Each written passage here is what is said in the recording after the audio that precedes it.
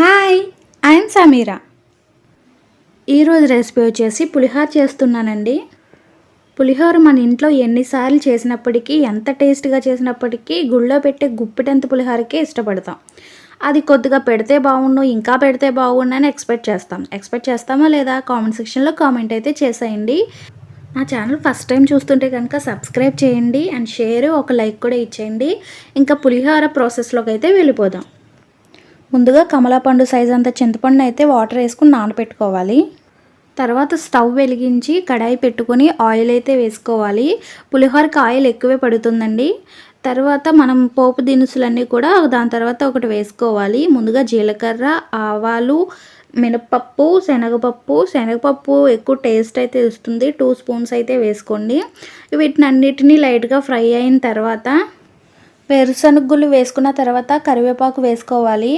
కరివేపాకు పులిహోరకి చాలా ఇంపార్టెంట్, చాలా రుచిగా కూడా ఉంటుంది. ఒక్కొక్కరు ఒక్కో విధంగా చేస్తారు. కొంతమంది అల్లం ముక్కలు వేసుకుంటారు, వెల్లుల్లి ముక్కలు కూడా వేసుకుంటారు.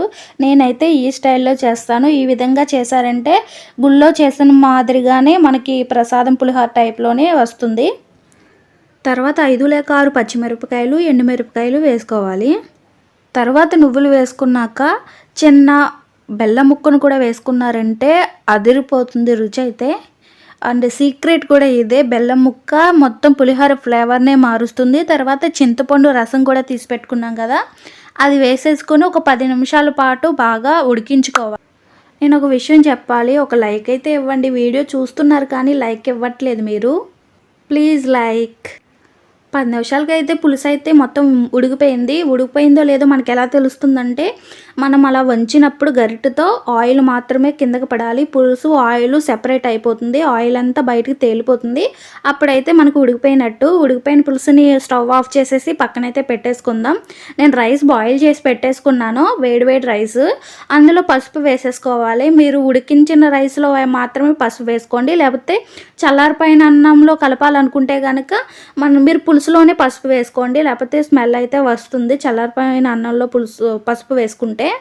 నెక్స్ట్ వచ్చేసి నేను పౌడర్ చేసి పెట్టుకున్నానండి. ఎండుమిరపకాయలు, మెంతులు, ఆవాలు కలిపి పౌడర్ చేసి పెట్టుకున్నాను. ఇది పులిహోర పౌడర్ కింద నేను యూస్ చేస్తాను. నేను అప్పటికప్పుడు ఇన్స్టెంట్గా చేసుకోవడానికి, పిల్లలతో బిజీగా ఉంటాను కాబట్టి అప్పటికప్పుడు కుదరదు కాబట్టి నేను ముందుగానే ప్రిపేర్ చేసి పెట్టుకున్నాను పౌడర్.